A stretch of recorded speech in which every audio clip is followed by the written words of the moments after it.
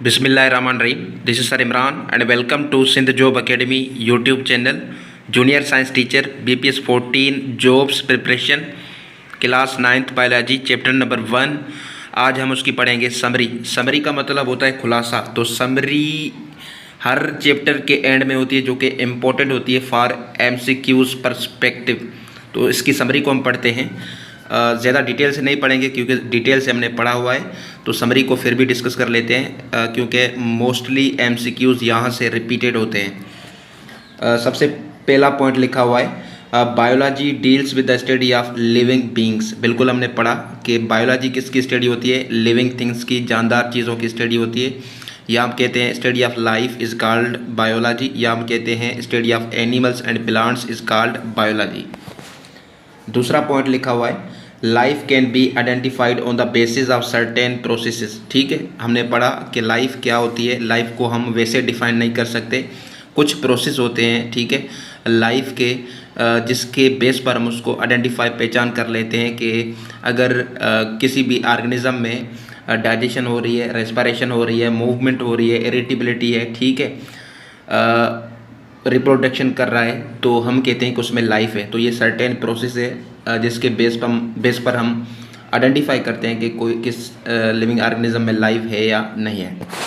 उसके बाद biology can be divided in 3 major divisions. Biology की जो मेन ब्रांचेज है वो कितनी है, 3 है, आपको पढ़ाया था, जूलॉजी, बॉटनी, माइक्रोबायोलॉजी। उसके बाद आपको पढ़ाया एक topic relationship of biology with other sciences. जो बायोलॉजी है वो लिंक करती है अदर साइंसेस के साथ, जिस तरह फिजिक्स हो गई, केमिस्ट्री हो गई, मैथमेटिक्स, ETC, ये भी आपको डिटेल से पढ़ाया हुआ है। उसके बाद economically biology is very important for food, medicines, forestry and farming. माशी तौर पर अगर देखा जाए बायोलॉजी जो है ना बहुत इंपॉर्टेंट है फूड के लिए, ठीक है, मेडिसिन्स वगैरह बनाने के लिए, फॉरेस्ट्री जो हमारे जिसमें हमारे एनिमल्स और प्लांट्स होते हैं, फार्मिंग वगैरह जिस तरह फ़िश फार्मिंग, उसके लिए बहुत इंपॉर्टेंट है, लोग यहाँ से पैसे कमाते हैं, ठीक है। उसके बाद the almighty Allah has conveyed great knowledge about origin and characteristics of living beings in the Holi Quran. बिल्कुल अल्लाह पाक ने कुरान में बयान किया है कि लिविंग ऑर्गेनिजम्स की इब्तिदा किस तरह हुई, उसका ओरिजिन किस तरह हुआ और उनकी खूबियाँ, कैरेक्टरिस्टिक्स बयान किए हैं। मुस्लिम साइंटिस्ट के बाद हमने एक टॉपिक पढ़ा था, ठीक है, have played a great role in the development of biological science. Jabir ibn Hayyan, Abdul Malik Asmai, ये सारे पढ़े थे हमने कि ये जो मुसलमान साइंसदान थे इनका बहुत बड़ा कंट्रीब्यूशन है बायोलॉजी में। उसके बाद हमने एक टॉपिक पढ़ा था द लेवल ऑफ ऑर्गेनाइजेशन, ठीक है, जिसको हम बायोलॉजिकल लेवल ऑफ ऑर्गेनाइजेशन भी कह सकते हैं।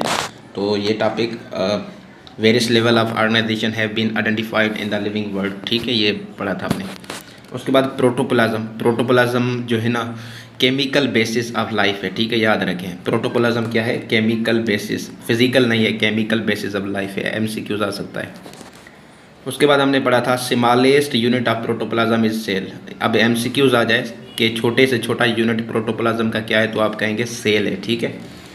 ऑर्गेनिजम्स कुड बी यूनिसेल्युलर और मल्टीसेल्युलर।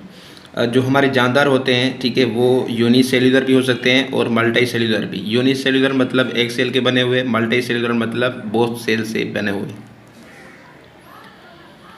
उसके बाद हमने पढ़ा था कि जी Brassica campestris is commonly known as mustard सरसों प्लांट। जो हमारे पास मस्टर्ड प्लांट था उसका साइंसी नाम क्या था, ब्रासिका कैम्पेस्टिस, जिसको हम लोकली क्या कहते हैं, मकामी तौर पर सरसों कहते हैं, ठीक है।